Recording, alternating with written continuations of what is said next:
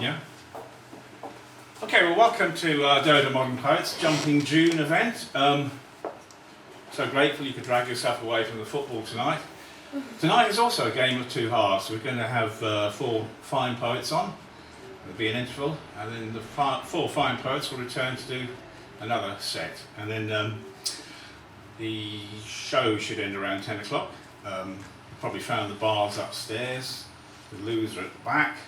I think that's probably all you need to know, except that tonight we're very pleased to welcome P.R. Murray. There he is.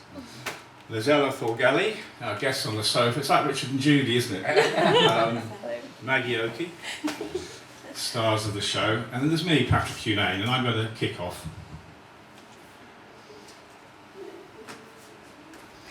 This first poem is from my collection called Baltimore, and it's a poem about the way that we live in a city, kind of fractured existences we have, where we don't necessarily know who's living in the same apartment block as us.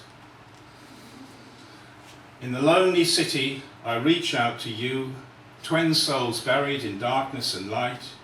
We are the poor offspring of our dreams, watching snow drift across Baltimore skies.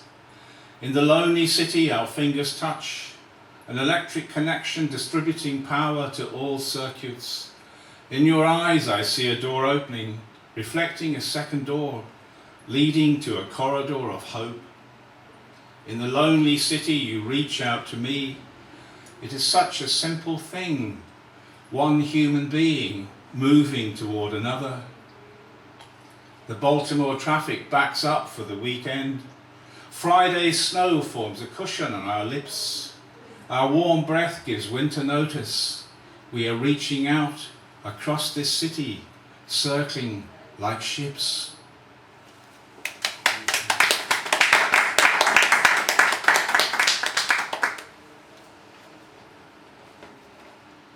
I'm sure that many of you are aware that tomorrow is Bloomsday, and Radio 4 is celebrating by putting on Ulysses throughout the day. So I thought I'd read a poem about James Joyce. Not many people know that James Joyce lived in Bognor Regis for a while, and in fact there's a blue plaque on a little cottage by the sea where he wrote a good part of Finnegan's Wake, and that was before he disappeared to Paris, and as far as I know never returned to the British Isles again. But so this is James Joyce in Bognor Regis. What was James Joyce doing in a terrace by the sea, writing Finnegan's Wake in Bognor in 23, in an ancient town where beachcombers walk the sky, with a pier 1,000 feet long where old bluesmen come to die, and restaurants shut at 6 in respect of the setting sun, and all that is left by then is the drinking still to be done, or watching the crazies at Crazy Golf, arrested here if they merely cough. This is not the best place to be if you want to make sense of what you see at the sea. God knows what Joyce thought of pubs, where the barmaids pull Guinness so fast. Perhaps he just loved the way the day seems to last and last and last and last.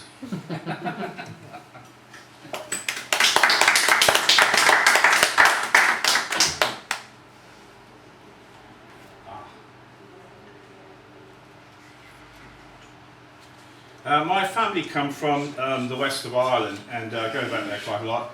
My mother comes from a little town in County Clare called Ennis, and this is a poem about a friend of mine called Eugene who lives there, and in the poem it refers to rain falling upwards at the Cliffs of Moher. Well, this is actually true in the sense that if you've been to the Cliffs of Moher, which are the highest sea cliffs in Western Europe, 700 metres or so, there are fissures in the rocks which forces water out, and the prevailing winds underneath the cliffs force the water upwards. So if you're standing at the edge of the cliffs, you'll see these stair rods of rain climbing towards the sky.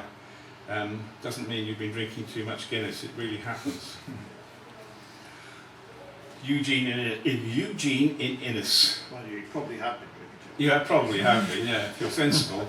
Actually, is there too much Guinness? I'm not sure that concept really.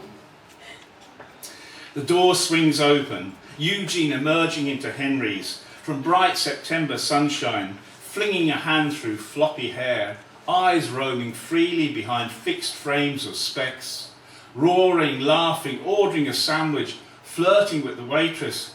She's from Sydney, looking for an Irishman. Are you interested, lads?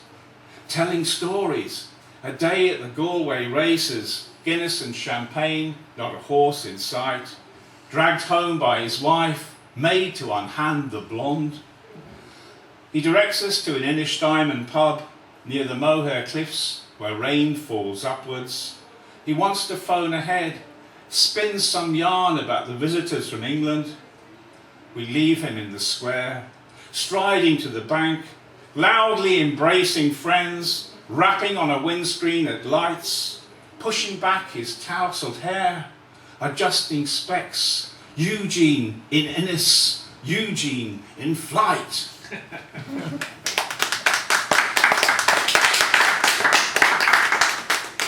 Thank you, you're making a lot of noise for 5 or 6 people. So. Keep going.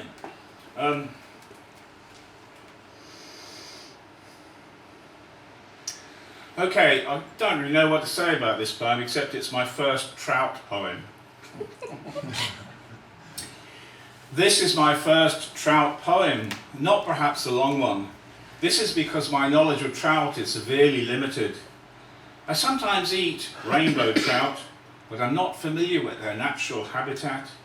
This is because I live by a railway siding, many miles from fresh water. Still, trout have been familiar with my small kitchen. Their gutted spines and pop-eyed heads have added resonance to my dustbin. I've placed trout alongside croquet potatoes, red cabbage, sweet corn. I pitied trout in the pan, wondered to what purpose were they born. This is my first trout poem. I'm hoping to keep one as a pet. It can live in the bath and once a month I'll take it to the vet. Oh, I wish I were a trout, leaping in the river, not a frozen trout in Sainsbury's, competing for attention with sausages and liver.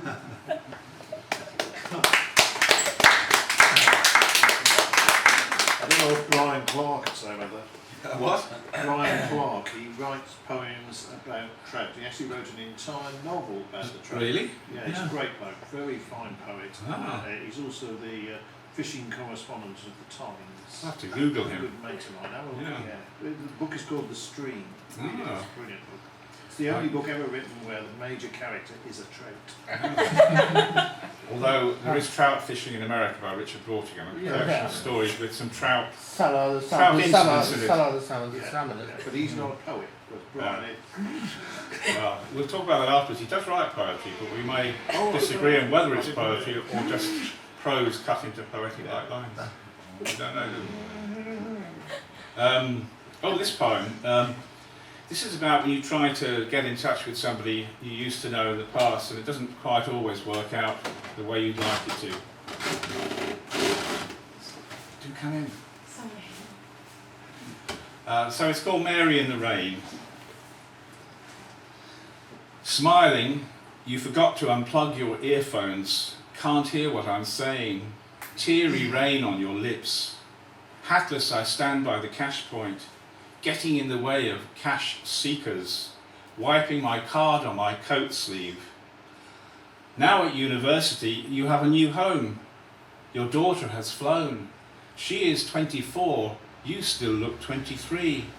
Trendy, smart student, hurrying up the high street. I think of offering to carry your books, but at our age, that's not done. I mustn't keep you, you'll get wet, you say, unfurling an umbrella. I pick a question from the rain. Lunch sometime? Your black eyes hesitate. Hunted, harbouring, regretful. Maybe I have one spare day. And you are gone, Mary in the rain, pausing at a bookshop, soaking wet hair, free of small talk, old lives.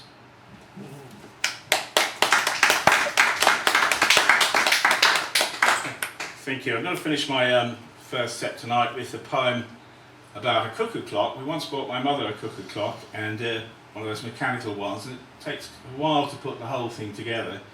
So there's some technical stuff in this you can ask me questions about afterwards, if you like. Laying the clock flat, we slotted the carved bird above its face, hung it in a high place, added the weights, the pendulum, adjusted the hands, set the motion gently going, tick-tack, tick-tack, tick-tack. Were rewarded by the wee door flipping out, the shouty bird popping out, cuckoo, cuckoo. We laughed with delight, applauded the first mechanical cuckoo of spring. In the morning, waiting on the bus, I heard the real thing, cuckoo, cuckoo, tossed off without the aid of bellows, wires, trapdoors, string. Just the miracle of a simple living thing, singing, singing, singing.